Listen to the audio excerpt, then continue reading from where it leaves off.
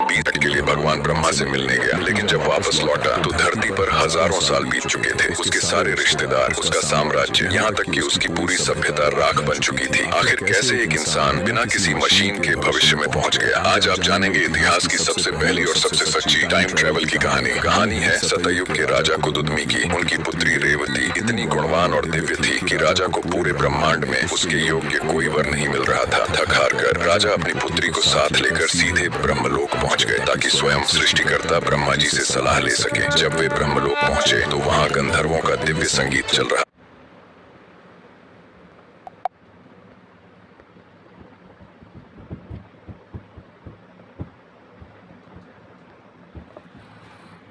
राजा ने सोचा कि विघ्न न डालें, इसलिए वे सिर्फ 20 मिनट तक उस संगीत के खत्म होने का इंतजार करते रहे। जैसे ही संगीत रुका, राजा ने ब्रह्मा जी के सामने अपनी लिस्ट रखी और पूछा, प्रभु, इनमें से मेरी पुत्री के लिए सबसे अच्छा वर कौन है?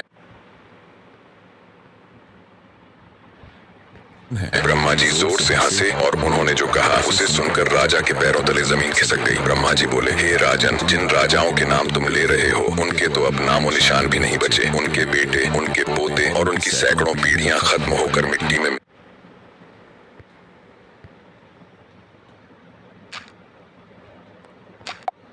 खिसक गई। ब्रह्मा जी बोले, राजा के पैरों तले जमीन खिसक गई। ब्रह्मा जी बोले, हे राजन, जिन राजाओं के नाम तुम ले रहे हो उनके तो अब नामो निशान भी नहीं बचे। उनके बेटे, उनके पोते और उनकी सैकड़ों पीढ़ियां खत्म होकर मिट्टी में मिल चुकी हैं। राजा सन्न रह गए। ब्रह्मा जी ने समझाया, ब्रह्मलोक का समय और तुम्हारी धरती का समय अलग चलता है। जितनी देर तुम यहाँ संगीत सुन रहे थे उतनी देर में धरती पर 27 चतुर्युगी बीत चुके हैं। अब सतयुग खत्म हो चुका है और धरती पर द्वापर युग चल रहा है। जब राजा वापस धरती पर आए तो उन्होंने देखा कि सब कुछ बदल चुका था। इंसान छोटे हो गए थे, भाषा बदल गई थी और उनका विशाल महल एक वीरान जंगल बन चुका था। वे अपने ही घर में एक अजनबी बन गए थे, क्योंकि वे अनजाने में भविष्य में टाइम ट्रेवल कर चुके थे। यही वह समय था जब उनकी मुलाकात भगवान कृष्ण के भाई बलराम से हुई, जो उस युग के हिसाब से विशालकाय थे। और फिर रेवती का विवाह बलराम जी से हुआ। सोचिए, जो विज्ञान आज हमें हैरान करता है वह हमारे पूर्वजों के लिए एक सामान्य सत्य था। क्या आप भी मानते हैं कि हमारे पुराण विज्ञान से भी आगे हैं? कमेंट में लिखें जय श्री कृष्ण और इस अद्भुत रहस्य को शेयर जरूर करें।